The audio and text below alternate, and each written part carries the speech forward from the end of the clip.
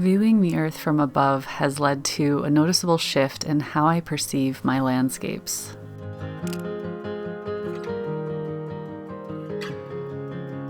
This is what's inspiring me right now. Fascinating array of colors and textures, like a beautiful abstract painting. And when you back up, you see the whole picture. It got me thinking about how I often simplify my landscapes, and I try to capture that abstraction within the forms. So today I'm going to show you how I simplify my landscapes in my mind before I paint. And I'll talk you through the steps I take to paint a more abstracted and expressive landscape. I'll also share some tips about layering with gouache. So let's jump in.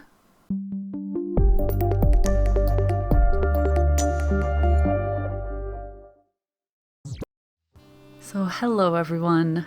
Today I'm going to be using some gouache, and I wanted to share this little palette I recently got. I hinted at it on Instagram recently, and so many people said they either already had it or they've seen a lot of people using it lately. And it was on sale recently at least on Jackson's Art, and it was a really good deal, so a bunch of you picked it up. I personally have been loving it. My gouache has been in here for a little over 4 weeks now. It's still completely moist and juicy. I actually added a drop of clove bud oil as well as another drop of gum arabic because I do spritz it with water frequently, and all of my sealable palettes end up with more water in them, so I wanted to make sure the binder would be strong enough. And because of the clove bud oil, no problems with mold. So I've been making more time to finish my Etcher hot press sketchbook before the end of the year. And it's not the first time I've kind of buckled down and done a ton of sketching to finish a sketchbook at the end of a year. I just love the idea of finishing it and starting fresh in the new year. Whenever I do this, I learn so much about building a successful painting. I think it's because of the frequency. I get into this mode where I really like to explore and dissect the landscape and try different color combinations and compositions. And when I do this, there's always one thing that really stands out to me, which is the idea of simplifying the landscape. In a recent video about my Pathways series, I mentioned my love for abstraction, especially when working on the underlayer of a painting. And the longer I paint, the more I love to explore that boundary between abstraction and realism. And I think it's why most of my work is much more expressive and whimsical and not super realistic. I'm much more excited to paint something that requires the viewer to do a little thinking and feeling and fill in the blanks. Like there's a story there, but it's going to be different for each viewer. And there are lots of ways you can simplify the landscape, like value and color and shape and texture. One of the first things I do is to look at my reference and squint my eyes. This immediately reduces the saturation, and the larger value shapes become more obvious. A successful painting has strong value design, so that is what I focus on. Where will the areas of really strong contrast be? Those areas will attract the eye first, so that can be a way to draw the focus to something. And you can accomplish that either by having light and dark values near each other, or with color, because each color has an inherent value, and when you put certain colors next to each other, the contrast is really strong. One thing that really helps is to do a little sketch off to the side on some scrap paper before starting and start getting my mind thinking about what's important about the scene and where I want to draw the focus. I also want to mention that I personally never really copy a reference photo shape for shape or color for color. I always change something. And doing these little thumbnails is a really good way to start learning how to change things from what you're seeing in the reference or in front of you in real life, and adjusting it to suit your own needs or desires in your painting. So for instance, here I'm trying different shapes of mountains, different areas of valley in the foreground, and kind of thinking about how I want to adjust it to better suit my composition. My reference photo is more like a 4:3 ratio, and my paper, which I'm going to use to paint it, is very long and skinny. It's even wider than like 16 by 9, so it's got to be a long composition. And if you've never done thumbnails, that's okay. The easiest way to start simplifying the landscape is to try seeing basic shapes. So the mountain on the left is a triangle. The valley in the foreground is a rectangle. You can just start with these super simple shapes and build up the complexity as you go. And by the way, for this painting, I'm only focused on the landscape. I'm not painting the house or the telephone pole or anything like that. I'm just focusing on shape and color in the landscape. So after you do a few thumbnails, you can pick whichever one you like the best, but usually, even after I've done these, I will still alter it when it comes to the final painting. So I'll use one of these as my sort of loose guide, and I'll start with these basic shapes, but usually during the painting process it evolves even more. My strategies when it comes to painting differ between different mediums. So if I was using watercolor, I would approach this a little differently. Since I'm using gouache, I always start with a very watered down layer just to get a base color, an under layer, an undercolor, whatever you want to call it. Sometimes I use a bright color like hot pink for the underlayer, and I do the whole thing as one solid color. In this case, I'm going with colors that are inspired by the reference and placing them sort of where they are in the reference. So a very bluish gray sky undercolor, and I'll do a very greenish yellow, maybe brownish tone for the underlayer of the land.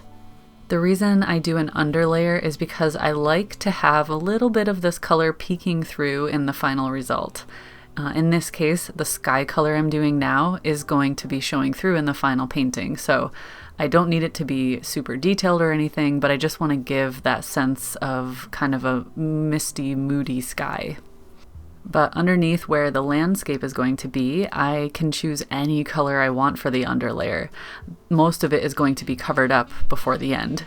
So sometimes when I use those bright colors like hot pink, I will let a bit of that peek through, and it's a really fun way to play with color. If I'm painting green on top of pink, those colors will make each other stand out even more. And so in general, I tend to use a more vibrant tone for the underlayer because it's really fun to play with having that color peek through.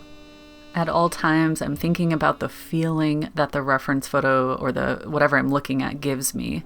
And in this case, it was that late autumn color combination that I just loved, and all of the different layers of color. I love using dry brush technique with gouache, so I immediately knew that I would be capturing a lot of those colors and textures with a dry brush technique as I go. When you use a dry brush technique, the color underneath shows through a little bit and you get kind of a speckled brush stroke, and it's perfect for layering lots of color. I have a whole other video that shares my dry brush technique and it goes into more detail, so feel free to check that out. I'm already deviating from my reference photo, and I knew I wanted to have some more depth to the mountains, so I wanted to create a distant mountain range, and by doing it in a very pale purple color, it will automatically feel farther away, because the whole concept of atmospheric or aerial perspective explains that things in the distance appear more bluish, maybe sometimes purplish. In this case, my choice of purple was very stylistic. It was a very vibrant purple. Even though it was more pale, it still stands out a lot. And knowing that I would have a variety of colors, especially greens in the foreground, I love playing with complementary colors like purple and green. But as long as I keep those distant elements more muted and a little bit lighter in value, it will appear farther away.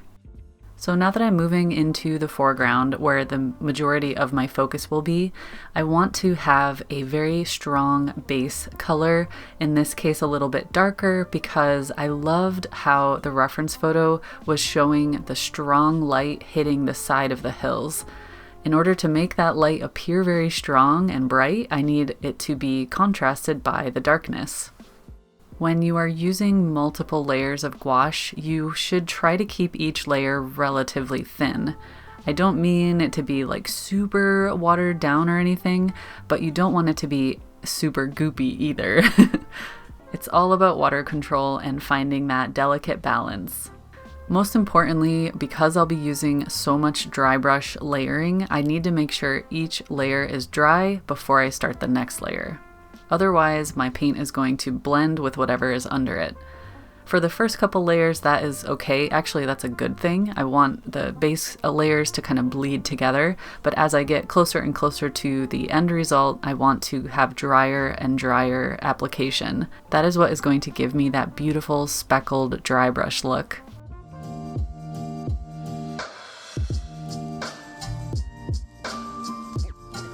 My next layer is going to be my darkest layer. On top of this, I will be doing all of my highlights and brighter colors and most of the final dry brush. In this layer, I'm focused on getting a smooth blend between some of my major colors. So for instance, the dark purplish red and the bright vivid green. These are loosely inspired by the reference photo, but I am making stylistic choices here. And if this video has already been helpful or entertaining, I would super appreciate a thumbs up. That tells YouTube I'm doing a pretty good job and encourages me to make more videos like this. And of course, if you have any questions, please leave them in the comments and I'll do my best to answer them as soon as I can.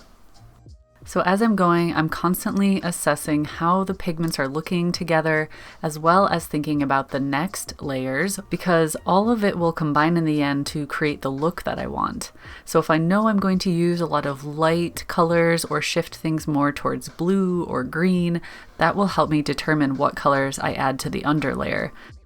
And so much of this is based on past experience. So if I paint a ton of landscapes along these lines, I know what colors I like and what colors I don't like. And of course, I'm always trying to grow as an artist, so I do try a lot of new things and experiment with different color combinations, and that helps inform the next painting. So in this painting, knowing that I would be adding those lighter colors later on, I knew I could add a bit more dark, moody, almost muddiness to this underlayer, and it would still be okay in the end because my brighter, more controlled brushstrokes will be on top. So I'm distilling all of this information I see in this reference into very basic colors and quick brushstrokes. The end result will be a combination of wet into wet and soft blends, as well as that beautiful speckled dry brush. So in a way, you can't really go wrong unless you let your colors blend too much and you end up with just pure mud, but that does also come with experience. Water control is so important when it comes to doing dry brush technique, so knowing how long you need to wait between layers and how much water to add to each brushstroke, that does come with time and experience. But my biggest piece of advice here is to try a lot of different color combinations. Especially if you're going to be layering, knowing that your top layers will be covering your under layers, I think that experience is what makes you a little more confident each time you paint. I mean, I don't always love all of my results either, but I know that each one is going to help me become a better painter. Now we're in the final stage. This will be my final layer of color, and it's almost all going to be dry brush technique. This part of the painting can be a little scary because it is possible to ruin it at the end stage, but this is a sketchbook. That's what sketchbooks are for, experimenting and learning. So I try not to get too bogged down by making anything perfect or thinking about, the idea of ruining it. At this point, I'm squinting at the reference photo and I'm trying to pinpoint different areas that I think draw the most attention and replicate that in my painting, but in a more simplified way. And as I mentioned, I love how this bright light falls on the hill and the rest of the hills are in shadow. I also want to add a bit of brightness to the foreground. And not only can I do that with value, but also color. So if I use a more vibrant blue or green or yellow, that will stand out against these dark, moody, earthy tones that I already put down. So whether it's rock or grass or a river, it doesn't matter. Every single element in the painting is being simplified to a single brushstroke, mostly dry brush, so I get that lovely textured look. Right now you're watching it in real time. At the beginning, you saw how fast I was working, and now that I'm at the end, I'm thinking about each brushstroke very carefully. A single brushstroke can make a huge impact on a landscape, especially in a simplified landscape like this. One thing I love doing in my landscapes is using some really bold marks that will stand out in the end, but I don't want to rush into those. It might look like the whole thing was done in 5 minutes and it was a wild and crazy process, and sometimes it is, but more often than not, I'm being much more deliberate with each brushstroke. If you are brand new to this process of simplifying a landscape, one thing I can suggest is doing a bunch of these types of things over and over again, maybe 5 or 10. Take a bunch of pages in your sketchbook and just go for it. Try all sorts of different color combinations. So now you have a better idea of how I simplify my landscapes, and I really hope it was helpful for you.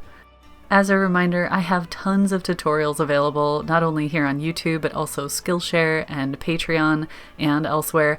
I'll put a link in the description to help you find them. If you feel like sharing your painting journey, feel free to join us in my Discord server. There are tons of people from all over the world who hang out in my Discord server, and it's so much fun chatting about life and art and sharing our sketches and our artwork. So if you want to join us, I'll put a link in the description for that as well. And now for the moment you've all been waiting for.